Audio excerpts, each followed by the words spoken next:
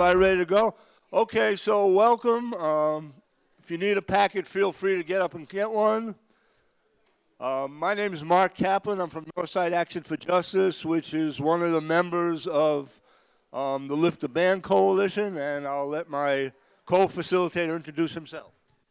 Good morning, everyone. My name is Moises Moreno with Pilsen Alliance. Thank you guys for coming to the trainings. We look forward to sharing knowledge and wisdom with you guys. But yeah, I'm gonna pass it on to Mark. We can get started. Ready? Okay, let's do this. Okay, so just with a show of hands, you need a packet? Show of hands, how many people here are already on a local school council? How many people have been on a local school council in the past? Keep your hands up, just so we. And then, how many people have helped on local school council elections in the past? Okay, that's the first question. Second question, we're not playing Jeopardy, we're just trying to get a sense of who's in the room. Are you with a school that has a traditional local school council, so a local school council where all the members, parents, and community reps are actually elected and you have the power to hire and fire the principal and decide on discretionary funds? If you're from one of those schools, raise your hand. Okay, put them down. If you're from a school that has an ALSC, an advisory local school council, which are generally schools that are, quote, on probation, contract or turnaround schools, or schools that came in after Renaissance 2010, raise your hand. If you don't know, raise your hand. Which one you're on? Okay, cool. And then the third to the last question, second to the last question. This is a Jeopardy question. What's the outstanding or unique feature about local school council elections? No, the improve the school? Somebody else? You can vote even if you're not a citizen. Correct. That's so anybody who is either a parent or a resident of the school area can vote in a local school council election. As we get into it more deeply, we'll touch on a little bit what you need to show to do that. But the thing that's unique about local school council elections, in almost any election in this country, right, is that every person, every resident or parent has a right to vote in these elections. You don't have to be registered to vote. You don't have to be a citizen. You just have to be one of those two things. And then the final thing, and we're going to take just 4 quick answers on this. Why do you want to be on the local school council? Why do you personally want to be on a local school council? To change some of the things that's going on in the school. Okay, so to change some of the things going on in school. Other answers? Yes? To build alliances with other neighboring schools, like if you're trying to go for LSC on an elementary school and you're right near a high school, you're trying to form those bonds so that way you can kind of create a feeder school pattern if it's not already there. It's really specific to what I'm doing. I know that was so much. Yeah. That's exactly what I'm trying to do, so that's the answer. I'm with you. Other answers? Yes. I want to make sure that residents are getting services, especially when there's an abuse, just not just being wrong. Can't hear. Okay. One more. We have time for one more. In the back. Yes. Support the school. Support the school. Okay, those are all great reasons. And those of us who've been on a local school council know how many hours of work it takes to be effective. So we really appreciate this. And, we're going to have to all work together to make sure that we have fully empowered local school councils and that we can actually all work together to move towards sustainable community schools in every school and make sure that our children are really getting the education that they need. Okay, so very quickly, we're going to go over the timeline for key dates. So you got the first thing, that's what CPS hands out, and you can get lost in all those words. But if you look at the second sheet, it's important dates for LSC candidates. And make no mistake about this, no matter how much they smile at you, generally principals are very leery, especially if you're a new person that wants to get on a local school council or someone they don't already have a relationship with. And generally speaking, the principals also influence how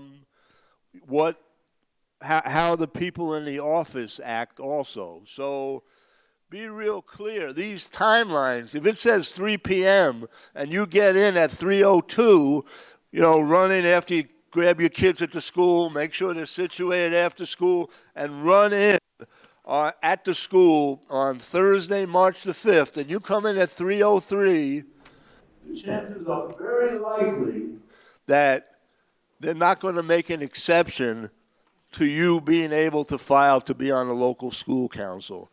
So these dates are very, very important, and that's why we're handing them out. It's based on our experience. So if you don't want to hand in your app at the school, right, or you're nominating because you think that then it's going to end up in the garbage, and we'll go over later like how to make sure that it doesn't, but you have the opportunity to go directly to the LSC Office of School Community Relations, which is we have the address on here. That has to be done sooner, though. By Tuesday, February 25th at 3 p.m., you can go there and hand your app in there. And Moy will go over in a little while. But anytime you go, one, you should want to make sure you bring somebody with you, like kind of as a witness. And two, you want to make sure you get a receipt. It's on the bottom of your nominating petition. That's signed.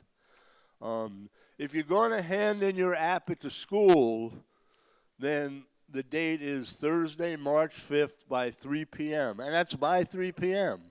So I would go like the week before or at minimum the day before, so in case they give you any problems, you have the opportunity to make sure your stuff is in. You don't have to do both. Right. You have to do one or the other. I mean, generally, it makes sense to go to the school unless you feel like, or hey, I've been in it, I've been organizing, I'm a teacher, whatever it is, and the principal's not going to, there might be some hanky-panky, then you might want to go to you just have to do one set in one set of nominating petitions. Is there any way we can call downtown, see if our application was submitted? How is that process? Yeah, there's a time by which they have to post it, but if we'll go over how to protect that. But let's just kind of go through the timeline now. Then every school is supposed to have a candidates forum. It's supposed to be between March 23rd and March 27th. It's to your advantage, right, to have a forum and to have a forum attended. So, and as we know, don't count on the school necessarily to get parents out to that. So that's also part of the organizing strategy we'll talk about. But there should be a forum. It's the responsibility of the school to set the time, but it should be during that week. Next very important date, Tuesday, April the 14th by 3 p.m., you have to, if you're going to have literature submitted through the, which they have to do, right? You have to do the literature. You have the responsibility, you or the slate has the responsibility to do the literature, but they have to distribute it, and you have to bring it there in packets. But the deadline for that is Tuesday, April 14th at 3 p.m. I'm telling you, if they don't like you, if you're not in with the in crowd, and you bring it in at 3:06, that literature is not going to be distributed. That's just the way it is. So, question about the literature. Yeah. Is that like it's going to be sent home with every kid in their folder and their parents? Yes. And this is like, vote for this lady because like that. Yeah, and we have, if you see, it should be passed around examples of literature that other Actually, yeah. If you don't have it, let's pass it to the next table. Example of literature that groups have used in the past. If you can just make sure that goes there. So if people have questions, can you be kind enough to repeat the questions so everyone else can hear? Sure. Questions so far? Oh, the question was, then does the school have the school then send it home with the children? Each of the child get when they get their stuff to take home. The answer is yes. Specifically, you need to do the literature and packets of whatever the class size is. So you go before there and they'll tell you, bring in packets of 25 or packets of 30. Don't leave it up to them to do anything because it's not going to get done. If they say packets of 25, then you take your literature, you take a paper clip and give them packets of 25. Then to make sure that the literature is getting out, Monday, April the 20th at dismissal is when all the literature should go out. So it's good if you're maybe at the school or somebody you know is at the school to make sure that, or you're there to pick up your child if you're parent rep, to make sure that your child is actually getting your literature and it's not just Mrs. Jones, who's the principal's best friend's literature. And I'm not disparaging principals. You might be in a different situation and you might have a very cooperative all for sustainable community schools and what you're doing, but you may not. So that's Monday, April the 20th is the date when all the literature is supposed to be sent home. And in our wrap-up, Rod's going to announce what the number for our hotline is, the LSCs for All hotline, and one of the things that we'll be helping with is troubleshooting in terms of these things. Then, there are two, yes, ma'am. I'm a teacher interested in running, so does this apply to me? The literature applies to you, yes. You have to get literature to the principal to hand out by that same day, to hand out to all of the staff. Yeah, it applies to those deadlines. Right. Yep. Okay. Then the two big days. Wednesday, April 22nd from 6 a.m. to 7 p.m. It's also report card pickup day. That is the election for elementary and middle schools. And then the next day, Thursday, April 23rd from 6 a.m. to 7 p.m., that is the election for the high schools. And like Kat mentioned, like if you're in schools that are trying to work together, then, and we'll go into this a little bit more, but it's like if you're running in a high school and you're trying to have relations with the elementary school, on the elementary school day with that election, and then the folks in elementary school that you're trying to, build relationships with, they'll help out in parents and community people to vote in the high school. Okay? So that's the basic timeline, yes.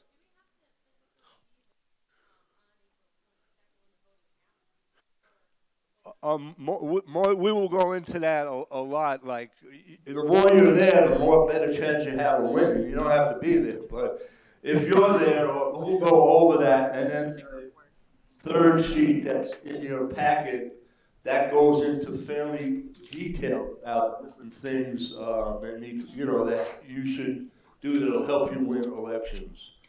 Okay, I'm going to hand it over to my comrade Moy. He's going to go over slate. All right, we're doing good on time. Thank you, guys. So next up, we're gonna talk about slates. I think somebody was it Karen? Karen? She talked about the slates on the panel. I don't know if you guys kind of picked up on that. The power of strength in numbers, right? Of not running alone, because as passionate as we are as individuals, especially if we're running for the first time, people may not know who we are, right?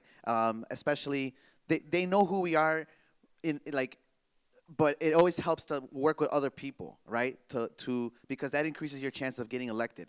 So we strongly recommend that you run on a slate, right, with other parents and other community reps. There are like some suggestions, right? Like typically a slate can have like up to 5 candidates, I believe, and I have some examples share with you all. It could be more than one slate. So this is one example of Benito Juarez LSC in 2008. There are 2 slates, each with 5 candidates, right? So it's a combination of parents and community members. Again, the idea is, if anyone wants to see it, just flag me down. The idea is what you don't want to do, or what's not recommended, is running alone. So I use my example. When I ran for LSC at Walsh Academy, I was just a young guy. It's my first time running. Look at my little piece. I even had to like cross out my number because it wasn't as professional, rookie. So I did win that election. I did become the community rep, but it was like I wasn't running with other parents and community members. Right. Go ahead. What do you got? Another example? So here's an example of a passer card, like when you actually have a slate. So you have, like, we had 4 people running at Brenneman. They all won, by the way. And that's the slate. And then you also have some literature going around that reflects the slate. Yeah. Thank you, Mark. Again, another example. Same school. We're gonna hit the theme. Benito Juarez. Again, 2016. One candidate running here. He's now the alderman, by the way. But he ran again without a slate, right? In a very highly contentious race. Very political race, and again, running by yourself is very, very hard, right? Even with one other person. So again, it's the importance of building a slate, building a team, right? That means going out there, and I'll kind of tell you what that means. The last example that I have, I think there's the Benito Juarez one. We had a slate of 2 parents, no, 1 parent and 2 community reps. Again, this time we actually had like instructions on how to vote. We put the date and the time, and well, actually that didn't have the time, but you get it. Like, we actually put pictures so people can see the visual, the power of visual. Don't just put like your name and whatever, your platform. Like, people want to see who you are. Okay, who is this person? Okay, I heard about this name, but who is this person? So having visuals also helps, at least in my experience. Again, it helps to be in a slate, right? Come on. Oh, I'm not supposed to hold the bottom? Okay, thank you for the tip. Again, you guys running as candidates strongly suggest building a team, right? Working with other parents and community members that share your vision, and that actually leads to creating a platform, right? Because I can have my own platform, but let's say if we're all running together on a slate and we all come together as a team, right, with the same vision and strategy, then it makes us stronger. So again, that's all about strength in numbers, and I've seen how that's changed the outcome of elections when we all work together. So again, I'm going to just keep hitting it home. Try to reach out to other parents and community members that are interested in running, so that you're not running out there alone. Quick questions, because I know that was pretty quick on the slate part. Questions on slate? Yes. Help me out here, Mark. Usually up to 5, right? Go. So just there can be. It's great if you have 6 parents and 2 community reps running, but then only 5 people, each person who votes for an LSC election, in an election, has 5 votes. So in some ways, you have to think about, like, as a team, kind of what people you want to put together to make sure everybody gets elected if you have more than 5 people running. Because what's the magic number in LSCs to have power in a traditional LSC? Anyone know?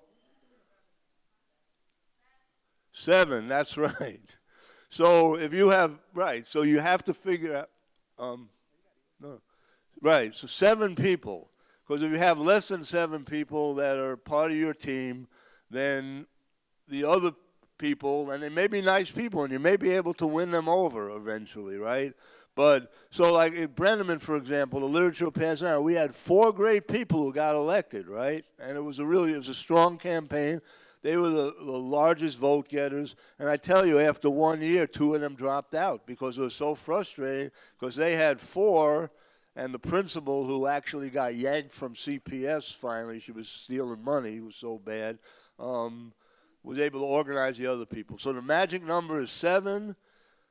5 people, like Moy said, you can only have 5 people on a piece of literature, or 5 people on a slate. So you have to try to figure out how to get, with those 8 people that are part of your team that's running, how to construct a slate and work the election so that everybody gets elected. It's possible to do. We've done it.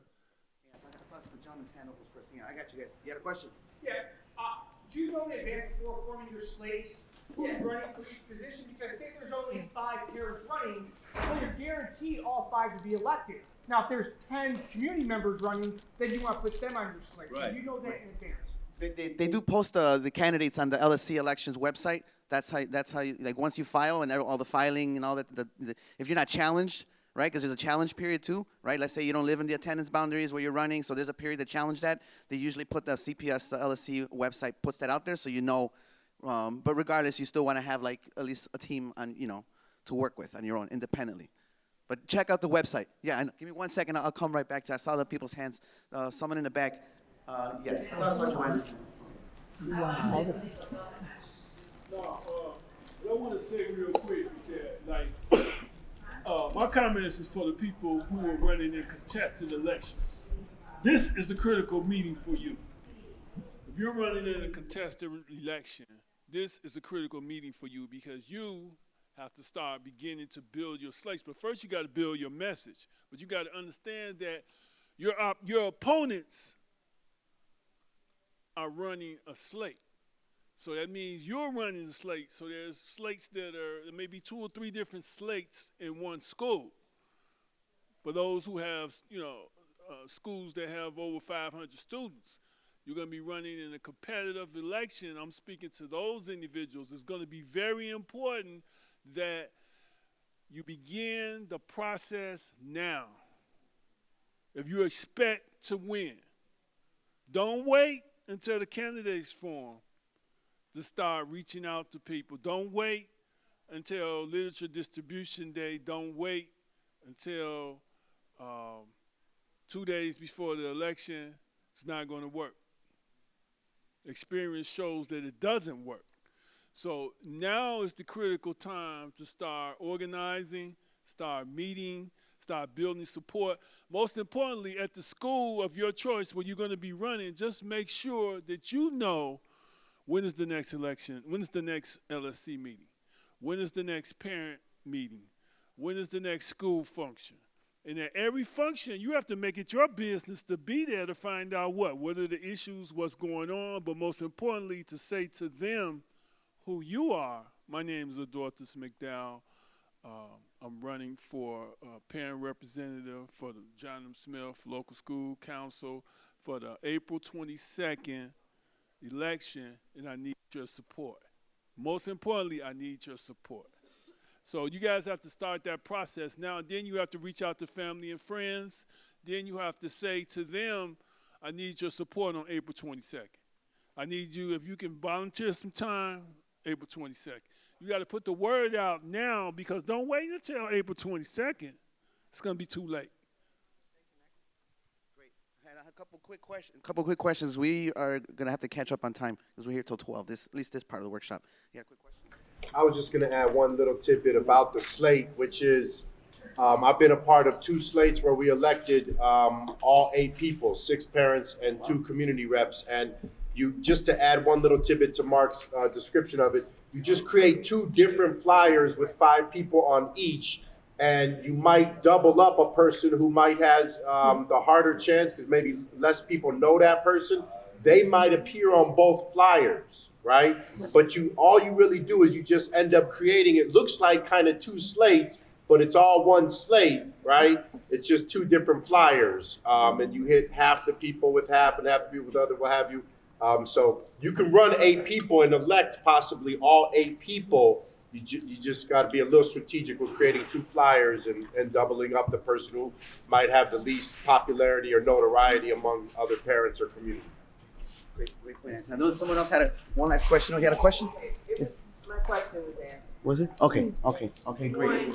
Someone Can I else? just add about the teacher? So if there's a teacher that you think needs to step up and you think that they need to, like, there's no reason why you can't also include on the back slate, like, hey, these parents are actively engaged. to talk to those other teachers to go out and actually vote, because sometimes the teacher voting numbers are lower than the community reps and the parents that are running. So like hearing from parents, hey, did you go vote yet during report card pickup during your lunch? These are the people that we really want on there, right? So that you can get to that magic number of 7. And if you don't know those teachers, making sure you go to that forum and like bringing them in as part of your slate in the beginning of March. And then I would also like echo what Mac was saying. If you haven't gone to your January LSC meeting or your February LSC meeting, make sure that you are going and you are looking at what is happening on that LSC, right? And should those people be the ones to stay, or are you going to go pick up the phone and call your teacher from they were in 2nd grade kindergarten that might not want to step up and say, hey, I know that you were a great advocate for my kid. I need you to step up for the LSC. Okay, let's meet Rosa, rapidito.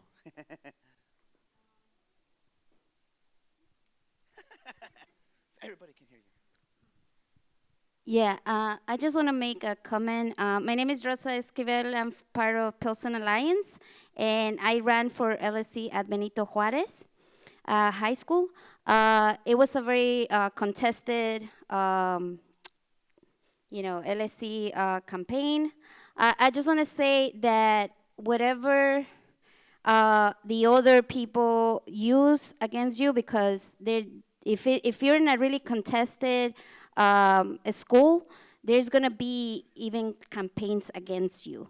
So what you need to do is concentrate in your message, stick to the work that the LSC does, learn the 3 important jobs of the LSC, which is evaluating the principal, work in the CIPA, which is like the yearly, CAWP, and the other one, the budget, approving the budget. So concentrate on those things, inform yourself about the issues of the school, make sure that you talk to parents about what they are worried about.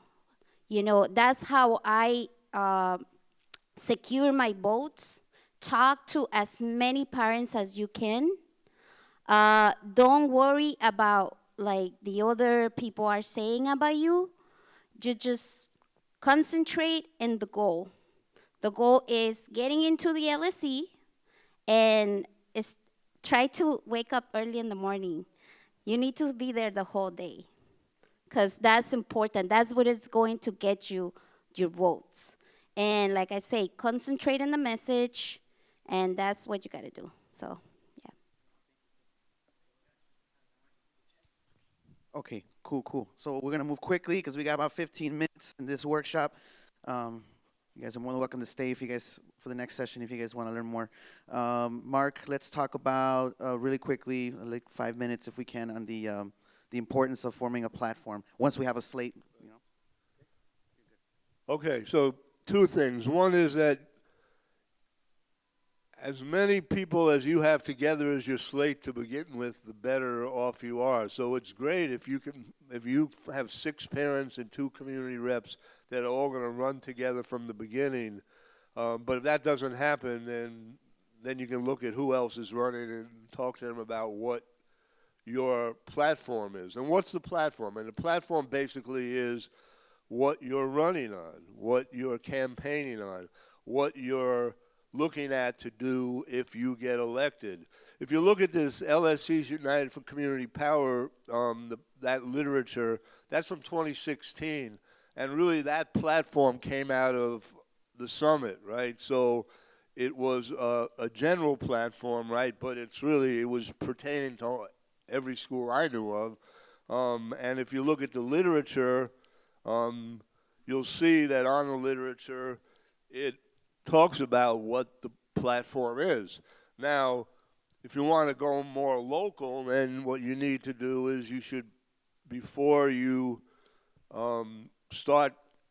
when you're starting your campaign, you pull your slate together and you think about like what are the 2 or 3 main things in addition to general things like we need an elected representative school board and we need to become a sustainable community school district at all the schools. Aside from that, you need to think about, like, what are the particulars at this school, right? So a special ed student's getting screwed around, right? Is there no room for the parents in the school, right? Parent involvement's discouraged, right? Is there a shoddy curriculum, right? Whatever that is, right, you meet as a team, right? So everybody's on the same page and go over that, right? And then say, okay, this is what we're going to be running on. We want an elected representative school board. We want sustainable community schools. We want no cops in the school.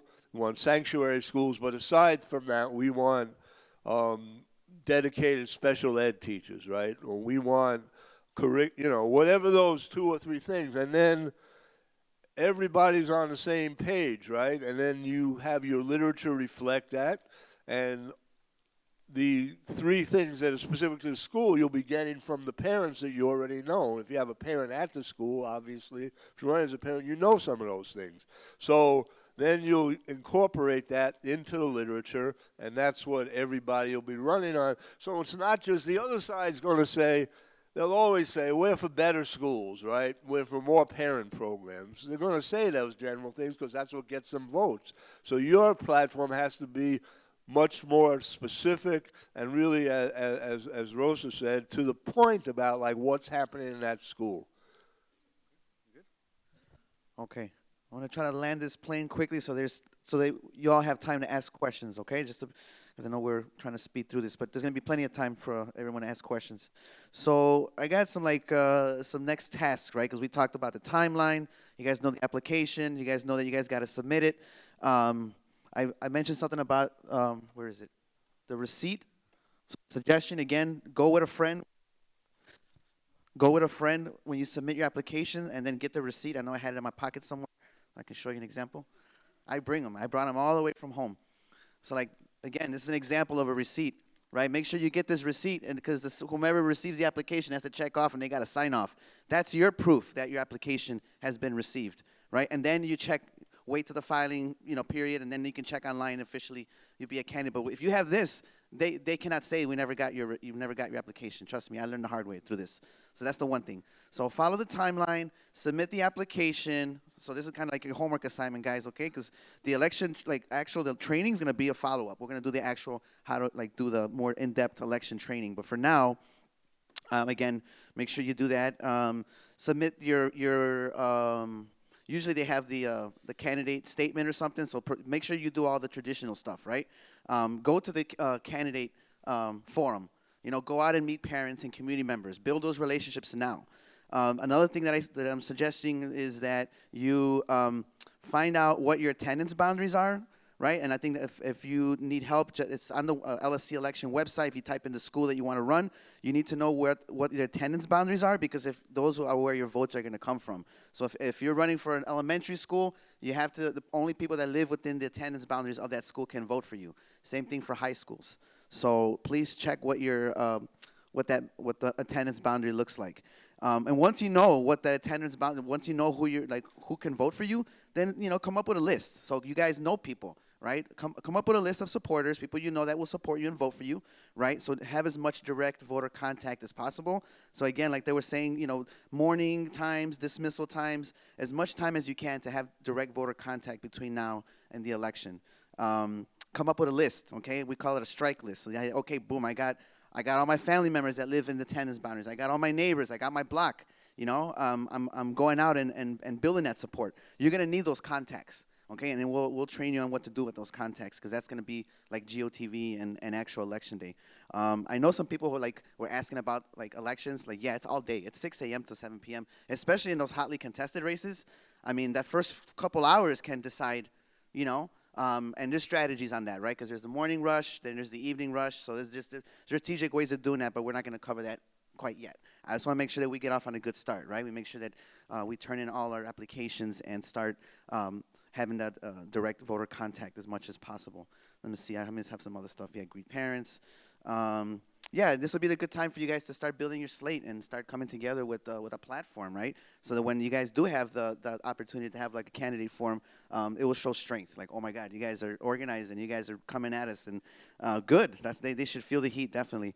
So again, those are some suggestions for some homework assignments for you guys to do. And I know we're going to be following up next session, like, again, what do we do at those contacts, right? Another thing, too, is how many votes do you need, right? Again, look at the website. Look at the LSC elections, and we got to get you guys the link. It'll tell you how many votes the last person got, right? And it gives you a sense, okay, if I need these many votes, then I know I got to, like, surpass that, obviously, and there's strategy to do that. So find out what your attendance boundaries are.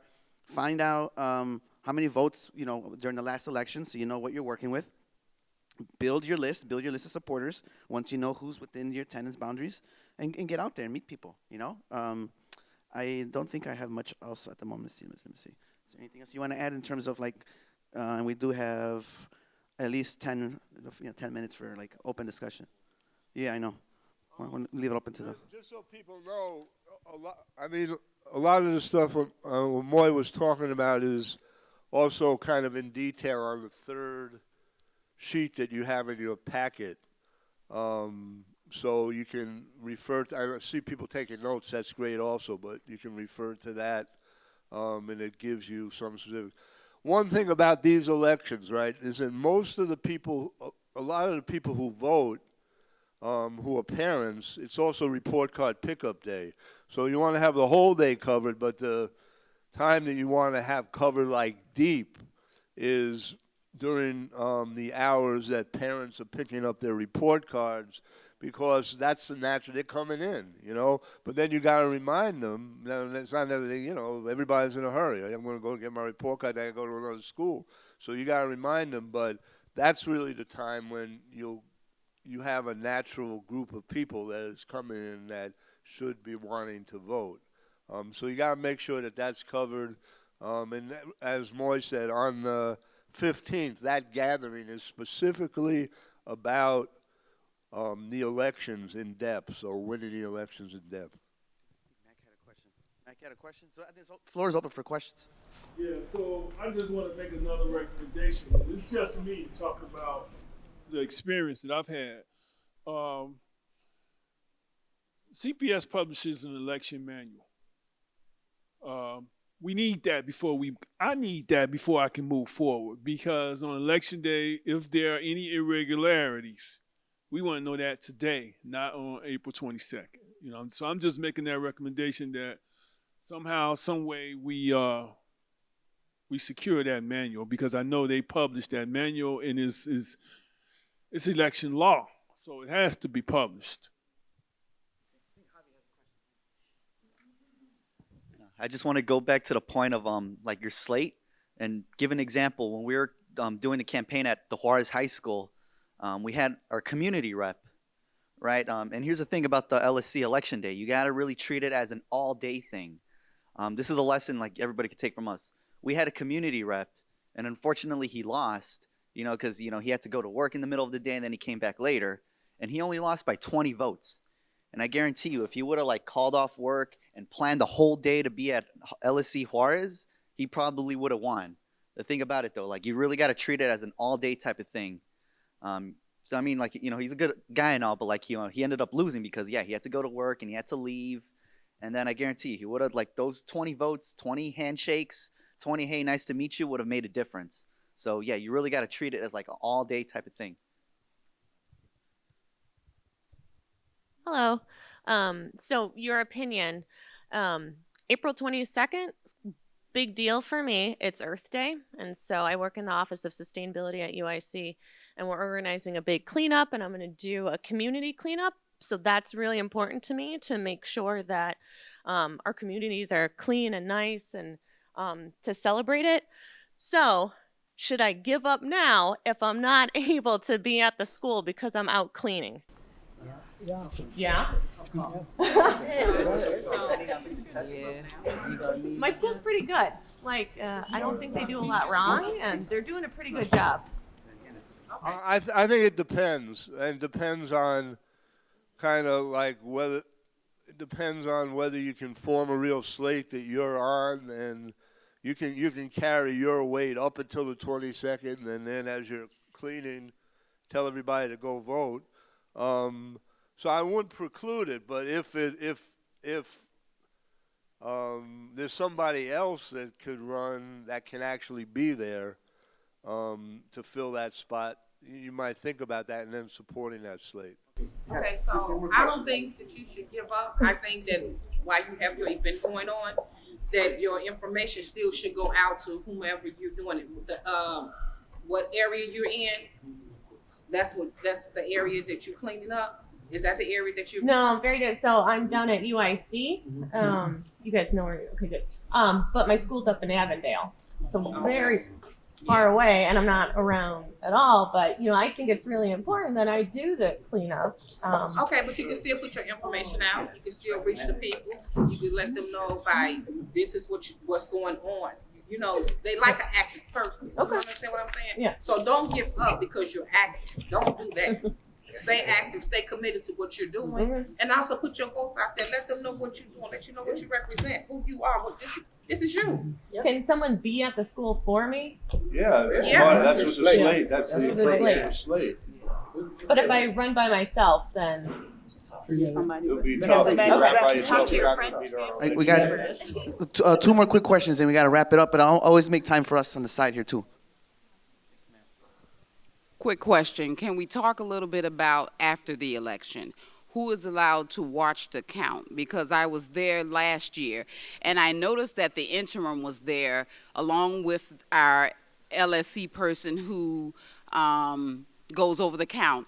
And we have a regular panel of parents, and it seemed like they were like intimidating them, like that isn't good. That's a spoiled ballot. And so can we get someone to come out and watch the count?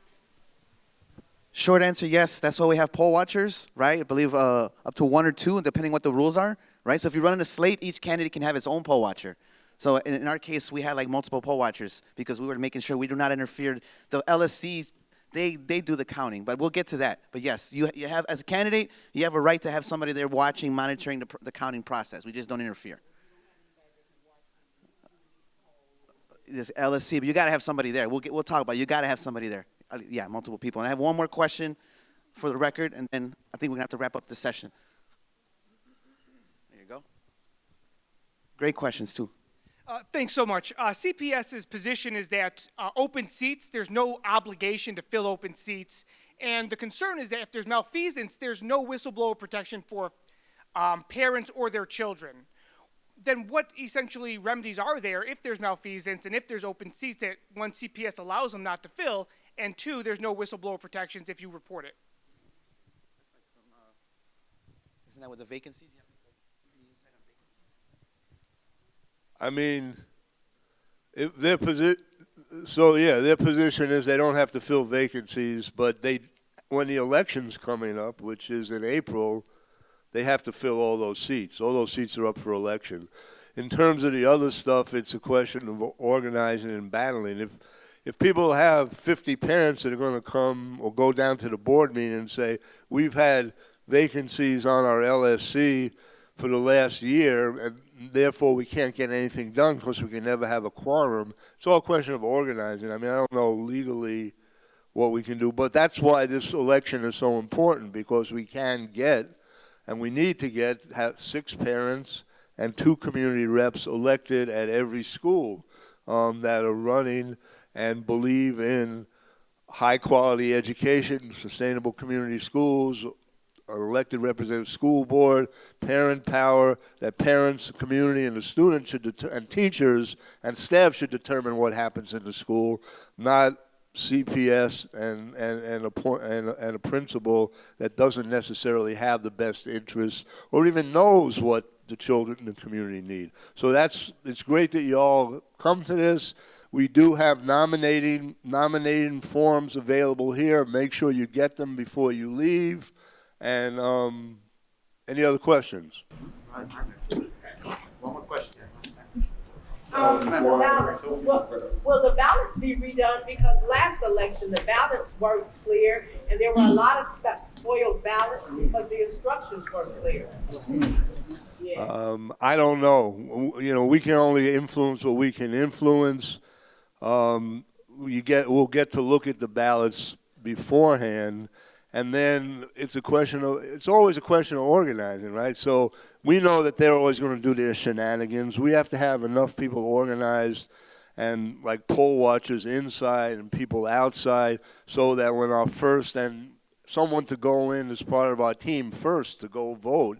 So when you see like this is a problem or that's a problem, the way it's on, then we can address that right away. Unfortunately, we don't have an elected representative school board, so we don't have control over how those things happen, and that's why we need one right away. But it's important to have a person that at 6 a.m. is going to be the first on your team, right? That at 6 a.m. you're going to be the first person in line. You're going to go in to vote, and you can see what's going on, right? Oh, this isn't the ballot. My name is none of our candidates' names are on there, because right then, that's when you correct it, not when they're counting the ballots.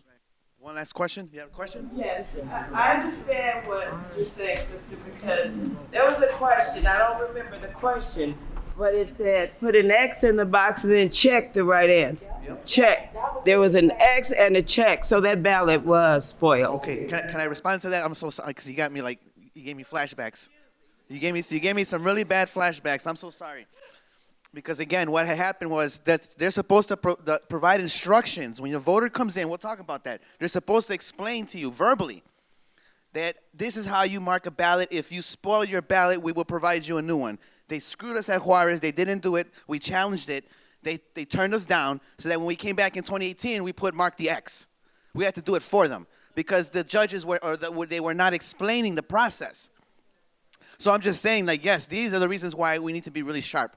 And come to the training, and we'll follow up. We'll make sure that you have everything that you can possibly need to not get screwed over. So that's why you got me all pumped up now, because I'm like, yeah, they spelled those. They tossed the ballots because they didn't mark the X. So is that your literature kind of already showing people how to vote? Yes, sort of. And a small piece of paper, yes. yeah. I mean, mark an X. People mark checks. So that's, again, perfect questions for a follow-up for the training. I strongly suggest, don't throw in the towel quite yet. You guys got to figure out, okay? Thank you. I'm done. Okay, thank you, everybody.